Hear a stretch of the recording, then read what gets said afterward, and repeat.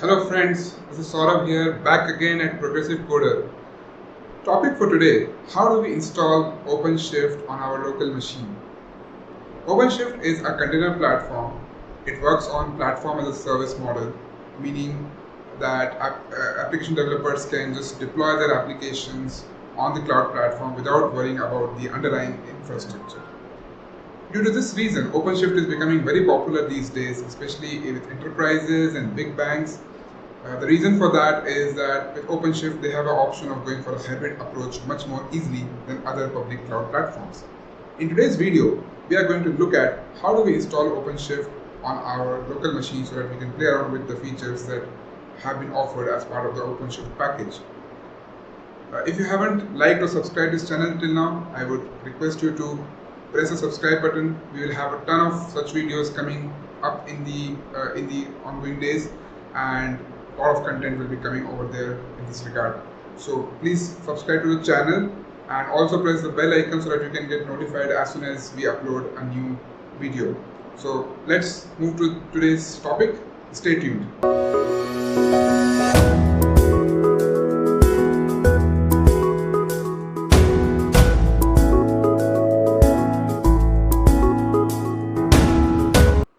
Alright, so let's get down to it. Our goal is to install OpenShift on our local operating system, whether we are using Windows or Mac OS X or Linux. Now to do that, we are going to use something known as Minishift.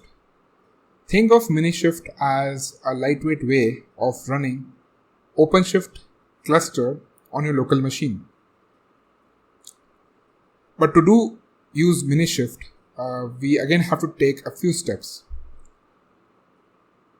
So one of the first steps that we need to do is to set up a virtualization environment on our local machine which can support Minishift, and then we have to install Minishift and basically configure Minishift to use our virtualization environment to create an OpenShift cluster.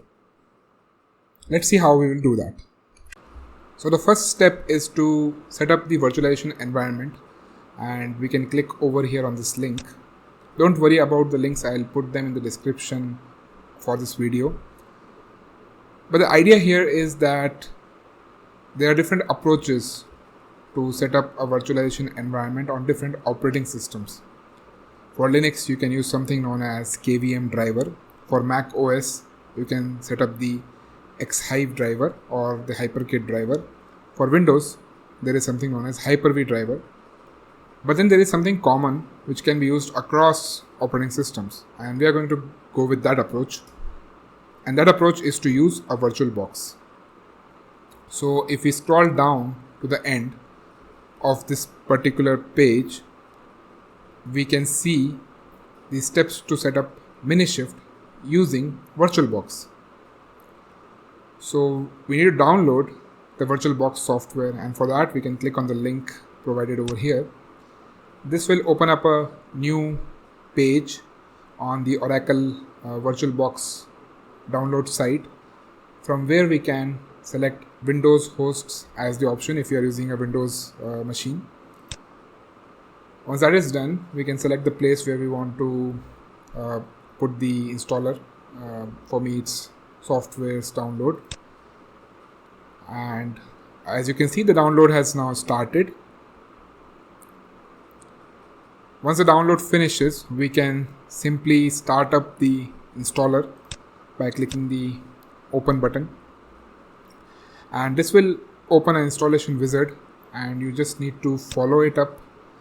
Most of the options are pretty standard, which you can just select next button.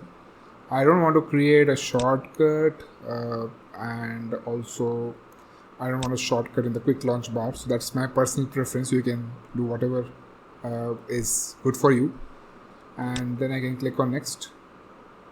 And then there is a warning over here that the Oracle VirtualBox installation is going to reset the network connection on your laptop. You can just select yes over here and then click on install. So you might get a few pop-ups asking for permissions. You can simply say yes, and this will start the installation for the VirtualBox on your machine. If there are more pop-ups, just go with a yes option. But in this case, for me, the installation finished and I can basically start the VirtualBox. On doing this, if you have clicked yes to start, you will be seeing something like this open up. In my case, you might already see a Minishift instance appearing over here. This is because I had already set it up once for my experiment. But for you, it might be blank over here. But nothing to worry. We are going to set up Minishift in the next step. Alright, so now time to install Minishift. So to install Minishift, we have another page on the OpenShift documentation which talks about the process. To actually install it, we need to go to the Minishift releases page, which I have open over here. And from here, what I can do is I can see the latest release and download the appropriate file, zip file from this location. So since I'm using a Windows machine, I will install the Windows zip file, which is this one. The download will start. If you see over here on the link, there is another process to install Minishift on Mac OS 6, where you can use Homebrew. But since we are using Windows, I'm going for the manual approach. So now if I see the Minishift zip file has downloaded, I can go to my folder, and here I can just unzip the file at the same location. So once that is done, I need to just go inside to the folder where the Minishift installation has been placed, and then what I need to do is I need to copy the path for this location and then go to my system environment variables, like so. I click on the environment variables and then I come over here and select path, and then I edit that path, and then I click on new to add a new path where I copy the particular folder path where I have kept my Minishift installer, and then I click OK and then OK again. So with this, Minishift has been configured to run on our system.